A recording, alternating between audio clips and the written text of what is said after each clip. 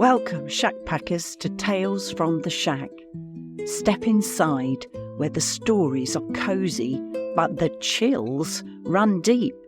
This week we bring you a short tale from the shack to ignite your imagination and possibly send a shiver down your spine. We're thrilled to have you join us, so grab your favourite brew, pull up a seat and swing that light, and let the magic of storytelling whisk you away.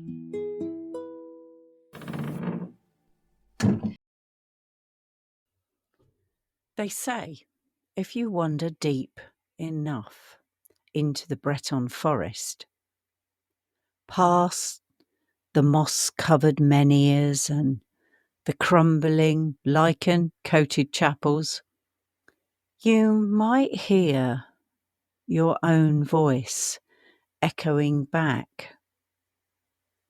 But let me tell you, my loyal shack packers, it's not an echo. It's him. The Moss Man of Morbihan. Now, I know how this sounds. We've had our fair share of strange happenings at the shack. Mysterious noises, the odd flashing light. I do believe that that's my dad. He was an electrician and he can do crazy things with lights and other appliances even now. Oh yeah, and the inexplicable cold spots. But this particular experience, well, this one got personal. He didn't just appear. He borrowed something from me, and it took me days to get it back. Let me explain. Last week, I decided to take a long walk through the forest of Tremelin in Morbian. I needed some fresh air and a bit of nature. The shack had been stifling hot during a recent heat wave, and 32 degrees Celsius was too much to bear inside. So the pull of a dark shaded forest sounded just right.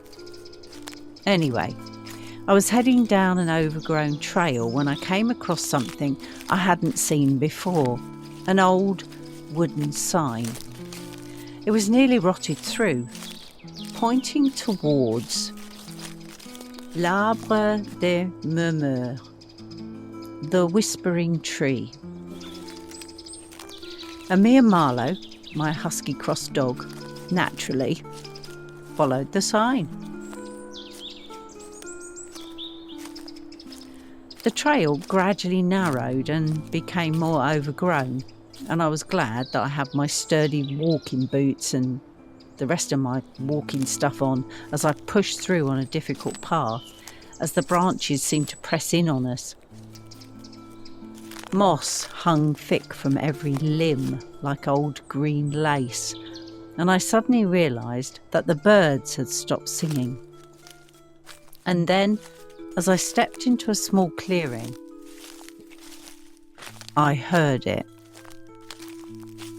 My own voice. Don't go any further. Except I hadn't said a word, and I froze. Marlowe looked round, very alert, and growled. The sound came from the shadows, thick and sludgy, like my voice had been dragged through swamp water. I looked around, and there seemed to be, well, nothing. But Marlowe definitely knew. Her hackles went up and she growled again.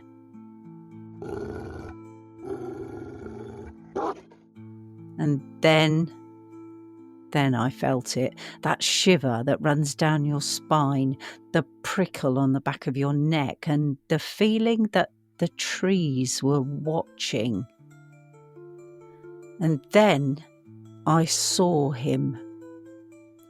At first he looked like a moss-covered boulder, but then he shifted and he stood up. He was at least 7 feet tall, draped in wet foliage and bark, and his face, well, wasn't a face at all. Marlo went nuts, barking, growling and pulling on her harness to get to the thing. In place of its face, there was just a hollow, a dark cavity where my voice echoed back again. Don't go any further. I turned, and pulling Marlo, who was like a wild beast herself by now, we bolted. I know, never run from the thing in the forest, but instincts are instincts. I didn't stop until I reached the edge of the trees and I saw our car parked in the forest car park. I fumbled for my keys, and in 2 shakes of a lamb's tail, we were screeching out of there.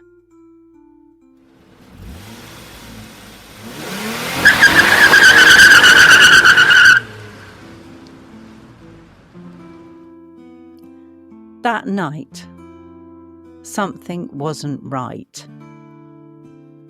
I tried to record a quick voice note for next week's episode, and nothing came out. My mic worked fine, and it showed on the screen that my voice was recording. But when I played it back, silence. Then, barely audible, breathing. My breathing, but slow, far too slow, certainly not natural.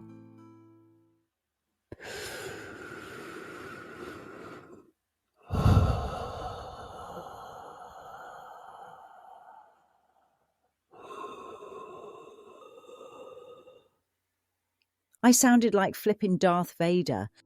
I tested every mic we had in the shack, even my phone mic, but the same thing happened. It was like my voice had been stolen. Over the next 2 days, lights flickered when I tried to speak. Words would start but never finish. When I called someone on my phone, all they heard at the other end was static. And like whispers, like a crowd murmuring.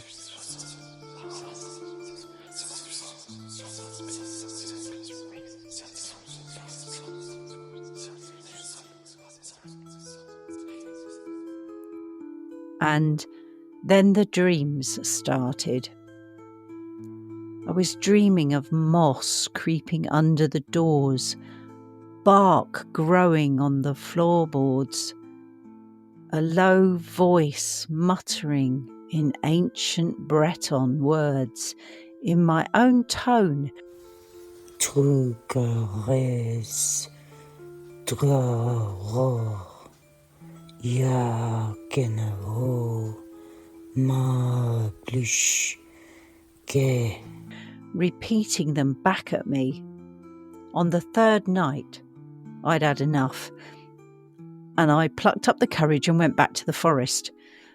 I followed the same path, this time with my phone on record and a pocket full of salt and rosemary, and some pepper spray, just in case.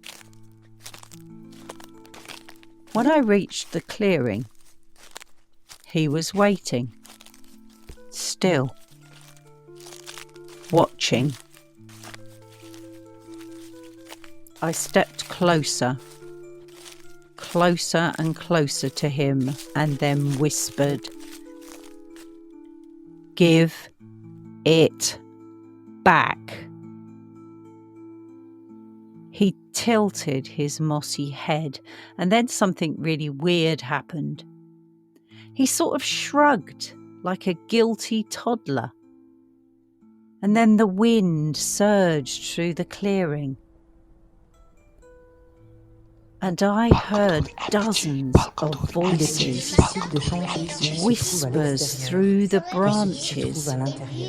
Some were mine and some were not. There was an abundance of different voices. A child, an old man, all of the voices stolen. And then silence.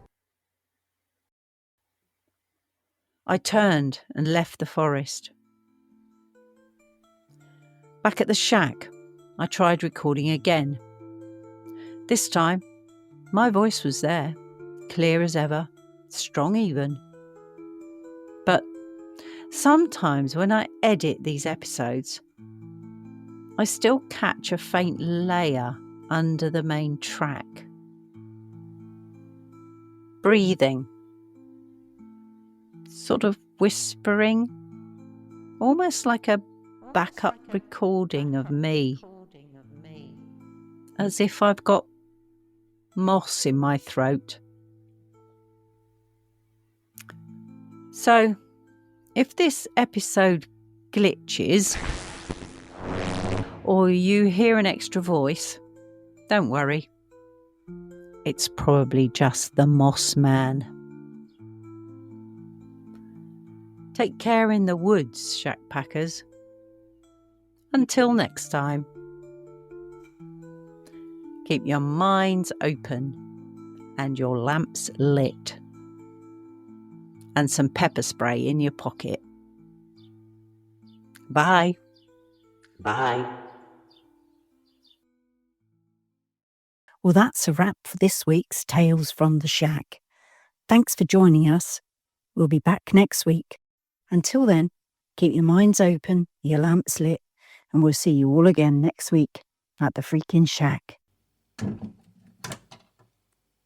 Contact us at fshack03@gmail.com or find us on social media by searching hashtag the Freakin Shack.